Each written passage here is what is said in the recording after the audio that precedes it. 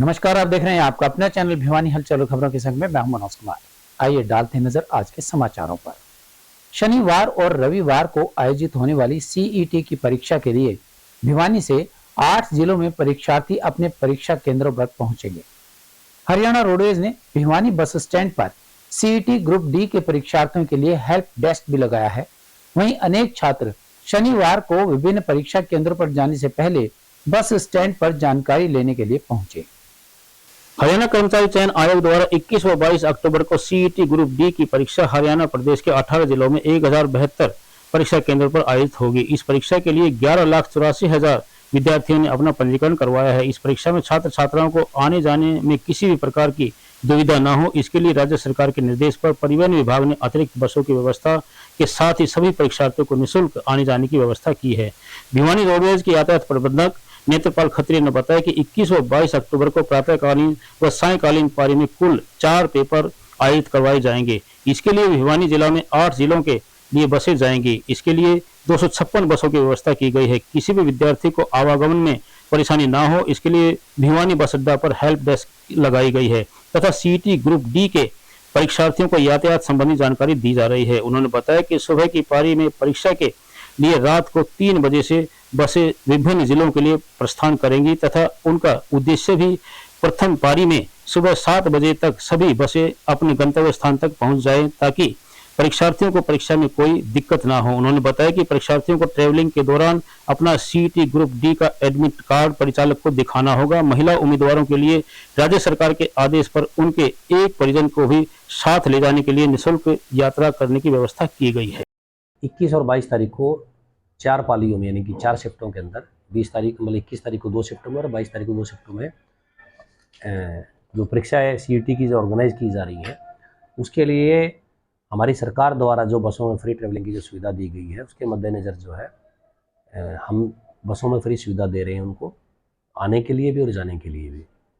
जो परीक्षार्थी हमारे यहाँ से, मैं आपको बताना चाहूँगा, परीक्षार्थियों के लिए हमारे भिवानी ज़िले से 8 जिलों में सेंटर है जहाँ परीक्षार्थी जाएंगे परीक्षा देने के लिए। वो 8 जिले हैं फतेहाबाद, हिसार, कुरुक्षेत्र, करनाल, पानीपत, रेवाड़ी, गुड़गांव और महेंद्रगढ़। ये 8 जिले हैं जिनमें परीक्षार्थी जाएंगे पेपर देने के लिए।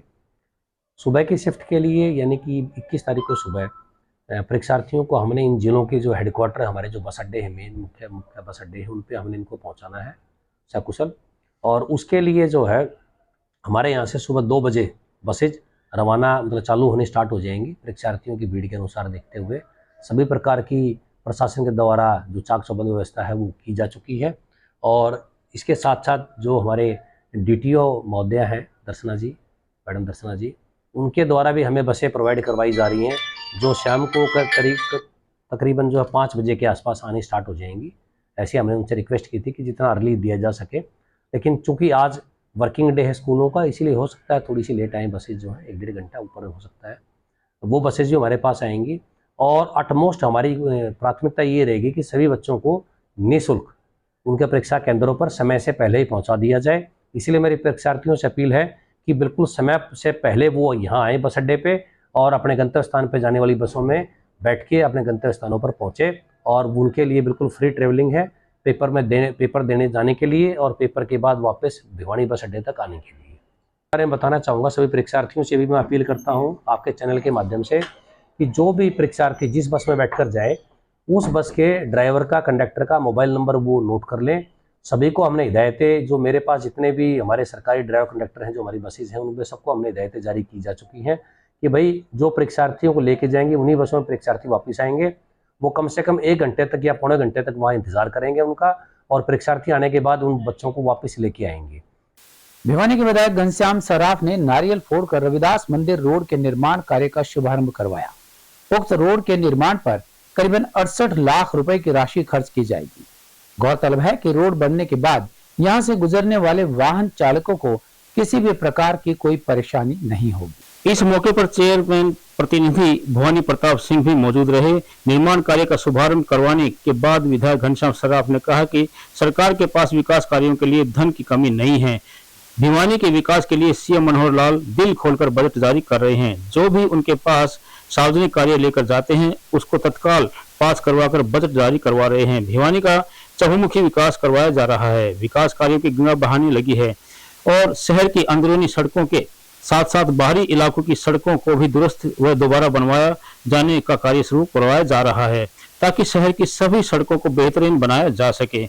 वहीं नगर परिषद के चेयरपर्सन प्रतिनिधि भवानी प्रताप सिंह ने बताया कि शहर की 300 गलियों को पक्का करवाया जाने का लक्ष्य रखा गया है, जो कि विभिन्न वार्ड व इलाकों में बनाई जानी है। अनेक गलियों के निर्माण कार्य शुरू करवाए भी जा चुके हैं। हर्ष की बात है कि रविदास मंदिर रोड का शिलान्यास हमने किया है और इस अवसर पर चेयरमैन प्रतिनिधि भवानी प्रताप, भाई हर्षदीप और चावड़ा जी का मैं धन्यवाद करता हूं कि इन्होंने अपना सहयोग देके इस काम को करवाने का जो एक संकल्प था, कई दिनों से ये दिक्कत में थी, उसको पूरा करने के लिए हमने आज यहाँ पे काम शुरू करवा दिया। ये 2 महीने के अंदर अंदर सड़क बन गई और आने वाले समय में इसको सीमेंटेड रोड बनाने का काम भी हम लोग करने जा रहे हैं, जो कि कमेटी के नगर परिषद के प्रस्ताव के अंदर आ चुका है। तो ये सीमेंट की रोड बनेगी और ये सारी तरह से लोगों के लिए जितनी असुविधा रही है उससे अच्छा काम करके देने का संकल्प लिया जाए। आज रविदास मंदिर रोड का जो हमारा काफ़ी पिछले दिनों से बड़ी क्षतिग्रस्त हालत में था, इस सड़क का माननीय विधायक जी के कर कमलों से हाथों से नारियल को तोड़ करके शुभारंभ का कार्य हमने किया है।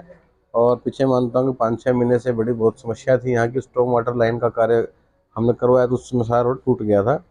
और ऐसे रोड जो हमारे मुख्य जो सड़कें हैं उनको निर्माण कार्य कराने का हमारा जो लक्ष्य है, 7 साल में 300 गलियाँ जो हमारी शहर की जो कच्ची हैं या टूटी हुई हैं उन सभी गलियों का निर्माण कार्य हमारा प्रस्तावित है। हमारे सभी पार्षदों द्वारा हमारे शहर के अंदर से कुछ शिकायतें आती हैं, समस्याएं, तो उनको निवारण के लिए तो हमारा लक्ष्य है कि इन गलियों से जल्द से जल्द निर्माण कार्य से हम फारिग होकर के और शहर के सौंदर्यीकरण की तरफ आगे बढ़ें। आज हमारे माननीय विधायक घनश्याम सराफ जी द्वारा और नगर परिषद चेयरमैन प्रतिनिधि भवानी प्रताप जी द्वारा रविदास मंदिर रोड के जो ये सड़क का निर्माण है उसका शिलान्यास किया गया है। पिछले कम से कम 5-6 महीनों से जो यहाँ के लोग थे काफ़ी परेशानी में झेल रहे थे, क्योंकि स्ट्रॉम वाटर की जो लाइन थी वो डालनी बहुत ज़रूरत थी, क्योंकि लगातार बारिश का पानी यहाँ रुकता था और नालों की व्यवस्था बन नहीं पा रही थी। आज विधायक जी द्वारा तो ये आशीर्वाद दिया गया यहाँ की पब्लिक।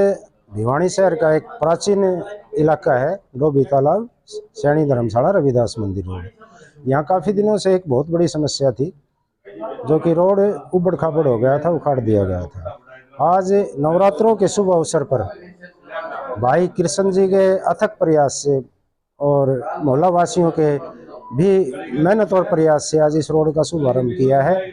इससे आम जनमानस को एक फायदा होगा, जो कि एक काबिल तारीफ काम है। इसके लिए माननीय घनश्याम सराफ जी और चेयरमैन प्रतिनिधि भवानी प्रताप जी, हर्षदीप जी डुडेजा, परवीन चावला जी और अशोक यादव जी, इनका बहुत बहुत आभार। जिला उपायुक्त श्री नरेश नरवाल के मार्गदर्शन में स्थानीय बाल भवन में आयोजित 5 दिवसीय बाल महोत्सव के अंतिम दिन शुक्रवार को बच्चों ने भाषण प्रतियोगिता, रंगोली, फैंसी ड्रेस और नाटिका के क्षेत्र में अपनी अपनी प्रतिभा का प्रदर्शन किया। इस महोत्सव में विजयी रहे बच्चों को जोनल स्तर पर आगे भेजा जाएगा। जिला बाल कल्याण अधिकारी ओम प्रकाश ने बताया कि बाल महोत्सव में भाग लेने वाले सभी स्कूलों के प्रतिनिधि, स्टाफ, बच्चों को शुभकामनाएं उन्होंने दी और उन्होंने बताया कि राज्य बाल कल्याण परिषद के निर्देशानुसार व जिला बाल कल्याण परिषद के अध्यक्ष एवं उपायुक्त श्री नरेश नरवाल के मार्गदर्शन में आयोजित प्रतियोगिता में बच्चों द्वारा अपनी प्रतिभा का खूब प्रदर्शन किया गया। बच्चों द्वारा एक से बढ़कर एक शानदार प्रस्तुतियां देकर अपनी प्रतिभा दिखाई गई। जिला स्तर पर अव्वल आने वाले बच्चे रोहतक में 26 अक्टूबर को आयोजित होने वाली मंडल स्तरीय प्रतियोगिता में भाग लेंगे। इसके साथ ही कला एवं संगीत से हम जिला, राज्य, राष्ट्रीय स्तरीय, अंतर्राष्ट्रीय स्तरीय पर अपनी अलग अलग पहचान बना सकते हैं। उन्होंने कहा कि प्रतियोगिताओं में भाग लेने से जीवन में प्रतिस्पर्धा की भावना विकसित होती है। बच्चों को पढ़ाई के साथ साथ खेल, सांस्कृतिक गतिविधियों व अन्य किसी कला प्रतियोगिता में जरूर भाग लेना चाहिए। इससे जीवन में अनुशासन की भावना पैदा होती है। उन्होंने कहा कि सरकार द्वारा कलाकारों को आगे बढ़ने के अवसर प्रदान किए जा रहे हैं। आदरणीय उपायुक्त एवं अध्यक्ष जिला बाल कल्याण परिषद श्री नरेश नरवाल जी के मार्गदर्शन में ये बाल महोत्सव जिला स्तर पे जिला बाल कल्याण परिषद के प्रांगण में संचालित किया गया। ये प्रतियोगिताएं 16 अक्टूबर से लेके आज 20 अक्टूबर तक बाल भवन के अंदर चलाई गई। इसमें करीब 24 के करीब प्रतियोगिताएं थी जिसमें बच्चों ने भाग लिया। मैं आपके माध्यम से बताना चाहूँगा कि प्राइवेट और सरकारी स्कूलों से लगभग 2000 बच्चों ने हमारे इस बाल महोत्सव में भाग लिया है और इस सफल संचालन के लिए चंडीगढ़ मुख्यालय ने हमारे ऊपर विश्वास जताया है और कल के आदेशानुसार इस 26 तारीख से यहाँ पर डिवीजन लेवल के प्रोग्राम भी जिला भिवानी में करवाए जा रहे हैं।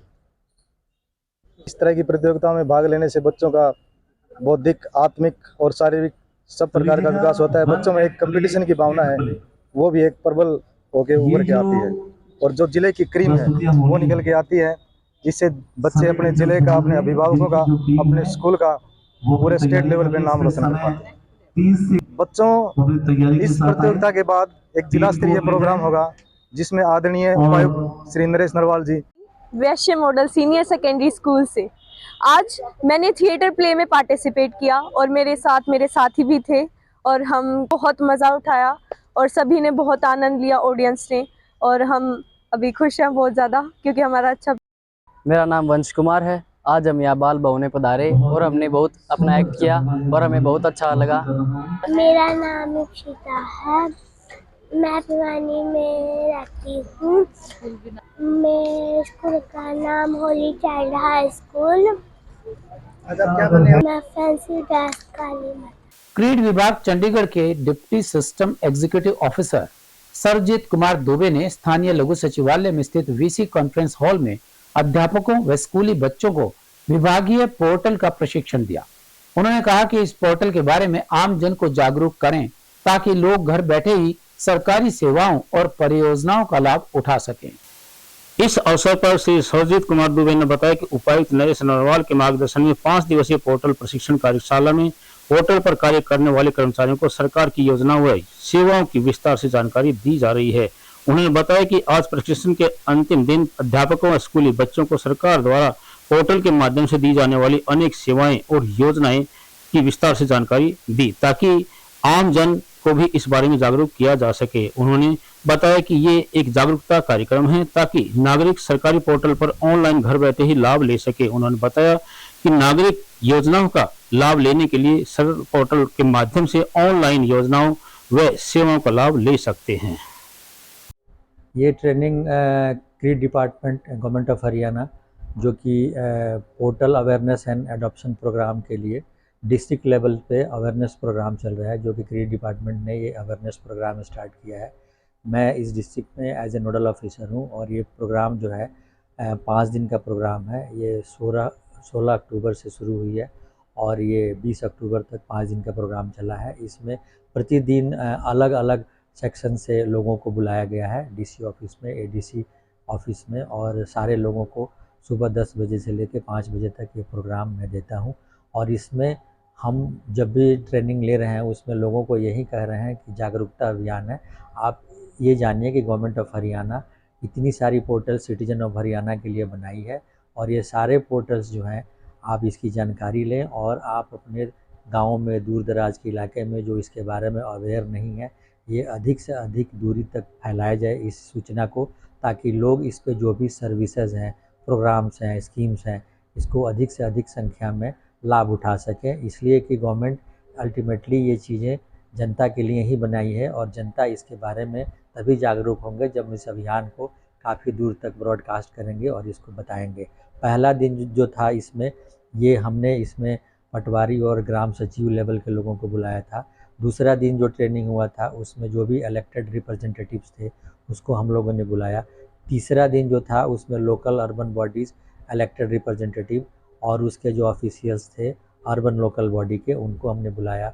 चौथा दिन जो था उसमें public representative, citizens and government officials थे। और 5वें दिन जो थे उसमें स्कूल के टीचर्स और स्टूडेंट्स को हमने बुलाया। और 5वां दिन काफ़ी इंटरेक्टिव सेशन रहा, लोगों काफ़ी खुश होकर गए हैं और उनको बहुत सारी चीज़ें यहाँ पे थी जो कि बिल्कुल वो उससे परे थे, उसके बारे में जानकारी नहीं थी। आशा वर्कर्स पिछले करीबन 73 दिनों से आंदोलन कर रही थी। आखिरकार सरकार ने उनकी वेतन बढ़ाने की मांग को मान ही लिया। प्रधान सुशीला ने बताया कि उनके वेतन में 2100 रुपए की वृद्धि कर इसे 4000 से 6100 रुपए कर दिया गया है और वहीं सेवानिवृत्ति पर 2 लाख व हड़ताल अवधि का मानदेय मिलने की बात भी कही गई। बीते 73 दिन से अपनी सैलरी बढ़वाने को लेकर धरना दे रही आशा वर्कर्स व हरियाणा सरकार के बीच समझौता हो चुका है। समझौते के अनुसार हरियाणा सरकार के द्वारा उनके वेतन को 2100 रुपए से बढ़ा दिया गया है और सेवानिवृत्ति पर मिलने वाली राशि को भी 2 लाख रुपए कर दिया गया है। इस बारे में आशा वर्कर्स यूनियन पदाधिकारी ने बताया कि उनका धरना अब समाप्त हो चुका है और वो अपने कार्य पर लौट रही है। मैं आशा वर्कर यूनियन जिला भिवानी की जिला की सेक्रेटरी हूँ। हमारी मांगे थी न्यूनतम वेतन 26,000 की, कर्मचारी का दर्जा की, लेकिन 73 दिन की हड़ताल के बाद सरकार बातचीत पर नहीं आ रही थी। हमारी एकता को देखते हुए सरकार को हमने झुकाने पर मजबूर किया है। वो वार्ता पे आई है और उन्होंने कुछ हमारी इंसेंटिव में भी बढ़ोतरी की है 1500 की और 2 लाख रुपए हमारी रिटायरमेंट का बेनिफिट दिया है। 2 लाख मिलेंगे आशा वर्कर को, पहले ये 20,000 मिलते थे। कुछ तो हमारी रिटायरमेंट पर ये बढ़ोतरी है हमारी। और फिक्स मानदेय पहले हमारा 4000 था, अब 2100 रुपये बढ़ा करके 6100 रुपये हमारा मानदेय किया है। संतोष तो हमें इसे मानदेय से हम नहीं है, लेकिन हम लड़ेंगे, कोई बात नहीं, इतना हम ले लिया, आगे फिर हम इनसे फिर लड़ेंगे। और हमारी लड़ाई अगली सेंट्रल गवर्नमेंट से हमारी लड़ाई है कि 30 तारीख को हम दिल्ली जाएंगे।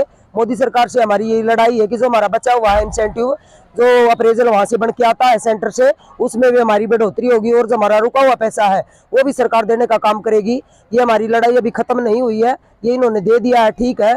यहाँ की हड़ताल तो आज हम समापन करेंगे, लेकिन केंद्र से हम जाएंगे, उसके इस पे हम लड़ाई करेंगे, हमारी लड़ाई जारी रहेगी। शिक्षा विभाग के डिप्टी डायरेक्टर से अजीत शौरान शुक्रवार को सुबह मॉडल संस्कृति स्कूल पालवास पहुंचे और यहां विद्यार्थियों को दिए जाने वाले विभिन्न सुविधाओं के अलावा कंप्लीट मॉनिटरिंग का कार्य किया। उन्होंने बताया कि विभाग के निर्देशानुसार लगभग 700 विद्यालयों में निरीक्षण कार्य किया जा रहा है। भिवानी के पूर्व जिला शिक्षा अधिकारी व शिक्षा विभाग के डिप्टी डायरेक्टर श्री अजीत सिंह शौरान ने भिवानी पहुंचकर मॉडल संस्कृति स्कूल पालवास में बच्चों को दी जाने वाली शिक्षा का निरीक्षण किया। इस अवसर पर उन्होंने बताया कि खेल खेल में शिक्षा प्रदान करने के लिए चलाए जा रहे स्कूलों में आवश्यक चीजों की कमी को पूरा किया जाएगा और हर संभव उन्हें सहायता पहुंचाई जाएगी। वहीं उन्होंने कहा कि जिले के सभी मॉडल संस्कृति स्कूलों में सभी मूलभूत जरूरतें शीघ्र ही पूरी की जाएगी। वहीं उन्होंने बताया कि हरियाणा और भिवानी में सभी 719 स्कूलों का निरीक्षण किया जा रहा है, जिनमें से 700 स्कूलों का निरीक्षण किया जा चुका है। हम मेरे की तरह ही पूरे हरियाणा में 19 और 20 तारीख को जितने भी हमारे 1419 मॉडल संस्कृति स्कूल हैं प्राइमरी के, उनका जो एश्योर्ड मिनिमम फैसिलिटी हैं उनका पता लगाने के लिए कि स्कूल में ढांचागत जो सुविधाएं हैं, न्यूनतम ढांचागत सुविधाओं का पक्ष जानने के लिए कि स्कूलों में किन किन चीज़ों की ज़रूरत है, उसका एक मैं ये कहूँ कि मॉनिटर करने के लिए, सर्वेक्षण करने के लिए पूरे हेडक्वार्टर ने 1419 स्कूलों में ड्यूटियां लगाई हैं।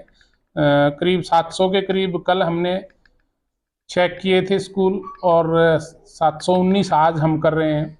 उसमें ये देखने के लिए कि किन किन चीज़ों की कमियां हैं या जो मिनिमम फैसिलिटी होनी चाहिए वो हैं या नहीं स्कूल में, तो ये रिपोर्ट हम विभाग को देंगे, सरकार को देंगे। उसके साथ साथ जो हमारा दीक्षा शिक्षा प्रोग्राम चल रहा है उसमें बच्चों का जो खेल खेल में शिक्षा की बात है, बच्चों को एक्टिविटी आधारित शिक्षा मिल रही है कि नहीं, उनको भी हम साथ के साथ क्लासेज को चेक करके सरकार को रिपोर्ट देंगे। जो हमारी एश्योर्ड मिनिमम फैसिलिटी है उनमें हम स्कूलों में बिल्डिंग की कमी तो नहीं है, क्लासरूम कितने हैं, कितने रिक्वायर्ड हैं, कितने अवेलेबल हैं, उसके साथ साथ शौचालय की संख्या छात्र संख्या के अनुसार है कि नहीं, स्कूल में बाउंड्री वाल है या नहीं, उसके बाद बच्चों के आने जाने में जो पहुंच मार्ग है, एक्सेस रोड है, वो अवेलेबल है कि नहीं, बिजली की सुविधा, पानी की सुविधा, ड्यूअल डेस्क बच्चों को मिल रहे हैं कि नहीं, वाइट वाश है कि नहीं, स्कूल सुंदर लग रहा है कि नहीं, जिससे कि बच्चे का पढ़ने में दिल लगे। इन सारी चीज़ों पे हमने स्कूलों का मौका मुआयना किया है और सरकार और डिपार्टमेंट की ये इच्छा है कि इनको जितनी जल्दी हो सके ये फिजिकल फैसिलिटी, जो मिनिमम फैसिलिटी एक स्कूल के लिए होनी चाहिए, वो मिलनी चाहिए। और वो देने की सरकार की मंशा, अभी बहुत ही थोड़े समय में ये सारी सुविधाएं स्कूलों में उपलब्ध होंगी यदि कहीं कमी है तो। सरकार द्वारा चलाए जा रहे महत्वाकांक्षी परियोजना बुनियाद कार्यक्रम के 1 वर्ष पूरा होने पर राजकीय मॉडल संस्कृति विद्यालय में पौधारोपण कार्यक्रम का आयोजन किया गया।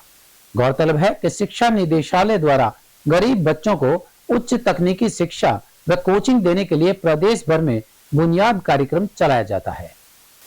शिक्षा निदेशालय द्वारा मॉडल संस्कृति विद्यालय में गरीब वर्ग के बच्चों को उच्च तकनीकी शिक्षा व कोचिंग को उपलब्ध करवाने के लिए, ताकि वे भविष्य में IIT, NDA जैसी प्रतिभाओं में उत्कृष्ट प्रदर्शन कर सके, अपने उज्जवल भविष्य में भागीदार बन सके, इसकी तैयारी के लिए बुनियाद कार्यक्रम चलाया जाता है। इस कार्यक्रम में विद्यार्थियों को सभी विषयों, विज्ञान, गणित व सभी विषयों के विशेषज्ञ अलग से तैयारी हेतु विद्यालय में कोचिंग देते हैं। आज विद्यालय के प्राचार्य सविता घनघस के निर्देशानुसार बुनियाद कार्यक्रम के 1 वर्ष पूरे होने पर मॉडल संस्कृति विद्यालय में कार्यक्रम का आयोजन किया गया और प्राचार्य सविता घनघस द्वारा विद्यार्थियों को प्रेरित किया गया।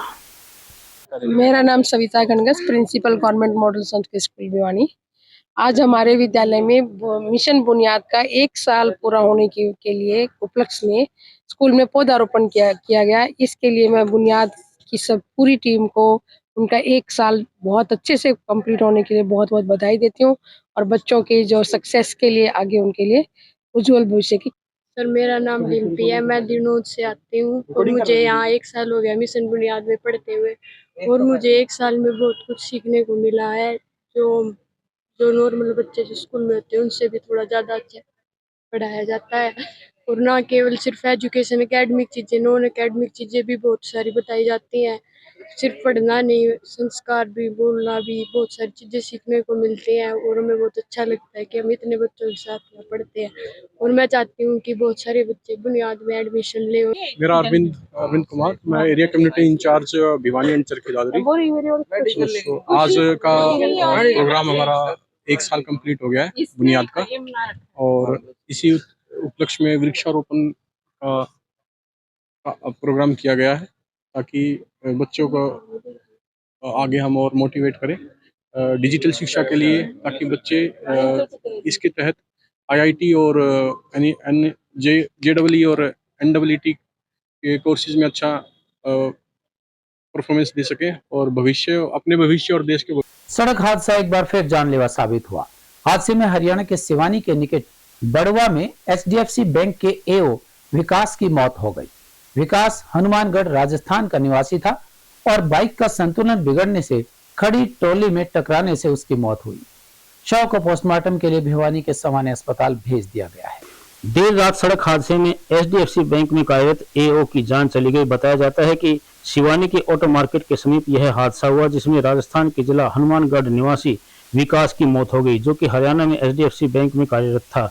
विकास देर रात अपने बुलेट बाइक से घर जा रहा था। संतुलन बिगड़ने से सड़क किनारे खड़ी ट्रैक्टर ट्राली से बुलेट बाइक जा टकराई, जिसमें बैंक के AO विकास की मौत हो गई। हादसे की सूचना पाकर पुलिस मौके पर पहुंची और शव को अपने कब्जे में लेकर भिवानी के नागरिक अस्पताल में पोस्टमार्टम के लिए लाया गया। फिलहाल पुलिस ने परिजनों के बयान पर मामला दर्ज कर लिया है तथा आगामी कार्रवाई की जा रही है।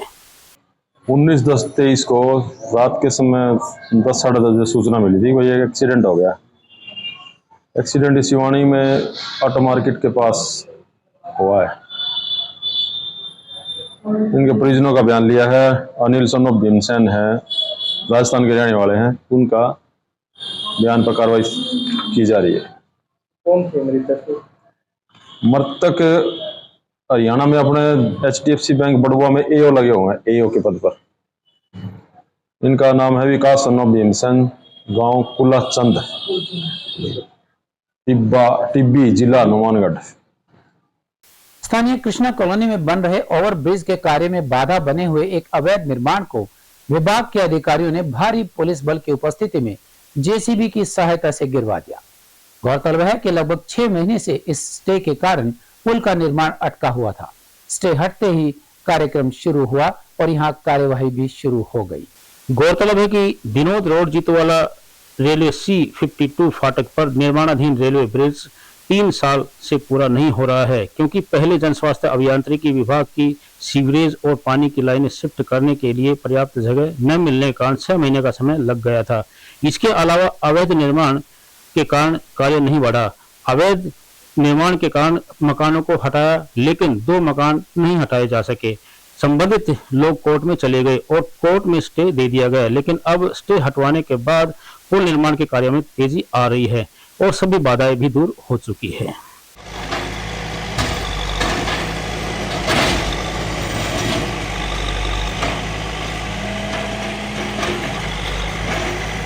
स्थानीय महम रोड स्थित गौशाला में तोड़ी गई दीवार के मामले में स्टे ऑर्डर लेने वाले अधिवक्ता मुकेश खरकिया ने अपनी फीस गौशाला में ही देकर एक सराहनीय उदाहरण पेश किया है।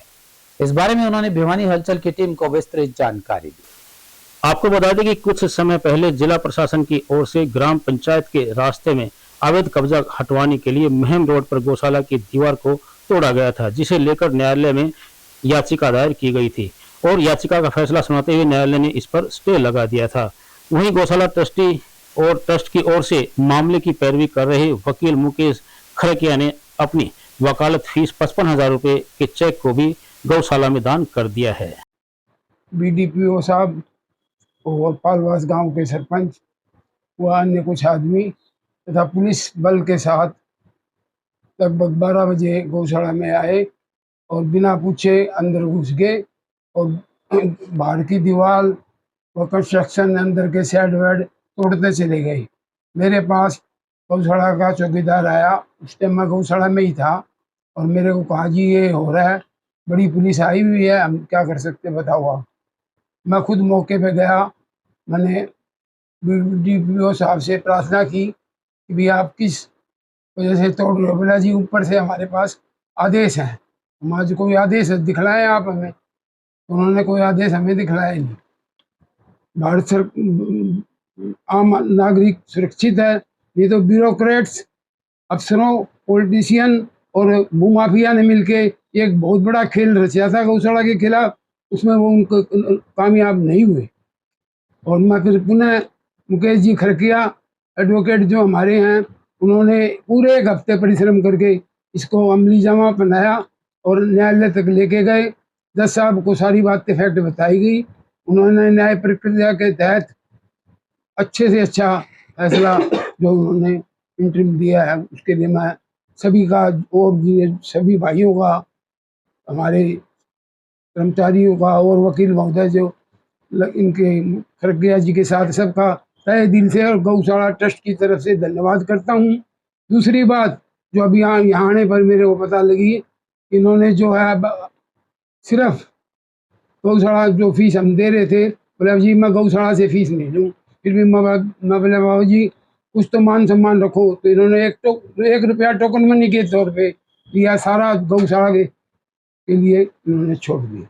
इसके लिए भी मैं पुनः इनका धन्यवाद। तो अचानक गौशाला की दीवारों को डैमेज किया गया था सरकार द्वारा, बीडीपीओ उसमें शामिल थे और प्रशासन पूरा शामिल था। इनको बिना नोटिस के ये सारा काम किया प्रशासन ने और उसमें जाकर जेसीबी मशीन से इन्होंने सारी गौशाला की बाउंड्री वाल को तोड़ दी। इसके बाद जैसे ही ये मेरे से मिले, आदरणीय मोहनलाल जी अग्रवाल जी प्रधान है ये गौशाला के, इन्होंने मेरे पास आए तो मैंने ये मामले को देखा और इसमें मुझे ये लगा कि ये गलत कार्य किया प्रशासन ने। तो मैंने इनकी तरफ से सिविल सूट फाइल किया भिवानी अदालत में। ये सूट मैंने फाइल किया against Bhiwani state DC, SP, SHO, BDPO, ग्राम सचिव, कमेटी। मैंने इसमें 7 पार्टी बनाए हैं और 7 के खिलाफ मैंने ये सूट फाइल किया कि और इसमें मैंने 1 करोड़ का डैमेजेस भी इनके खिलाफ फाइल किया कि मुझे डैमेजेस भी दिलाया जाए। 1 करोड़ का 8 करोड़ का डैमेजेस का भी सूट है और मैंने स्टे का भी दावा डाला था और मैंने एक एक्स्ट्रा ऑर्डिनरी प्रेयर अर्जेंसी के लिए ऑनरेबल कोर्ट में ये की थी कि अर्जेंट मामला है, इसमें तुरंत हमें दीवार दोबारा बनाने का ऑर्डर किया जाए। तो ऑनरेबल कोर्ट ने आज दोनों वकीलों की दलीलें सुनते हुए एक डिटेल ऑर्डर आज ये पास किया है। इस डिटेल ऑर्डर में क्लियर कट ऑनरेबल कोर्ट ने लिखा है कि गाय की सुरक्षा को देखते हुए हमें इजाजत दे दी, दोबारा दीवार बना दी जाए और इनको प्रशासन को आदेश कर दिया कि फर्दर ये आके हमारी गौशाला में कोई डैमेज वगैरह ना करे। इसमें नेक्स्ट डेट सर अब 2 दिसंबर की है। इन सभी पार्टियों को जवाब मांगा गया है और इस दौरान इस प्रॉपर्टी पर स्टे कर दिया है और हमें इजाजत दे दी गई है कि दीवार दोबारा आप बना सकते हो, क्योंकि गाय 5100 गाय हैं यहाँ और वो सारी खुल गई। रोड पे भी इधर आना उधर आना, उसको देखते हुए rare of the rare case को देखते हुए ऑनरेबल कोर्ट ने ये आज माननीय अदालत श्री अमित गौतम सर ने ये ऑर्डर पास किया है कि ये इसको तुरंत हमें बनाने की इजाजत दी। हमारे इस समय बस इतना ही। अगले के लिए देखते रहेगा आपका अपना चैनल भिवानी हलचल।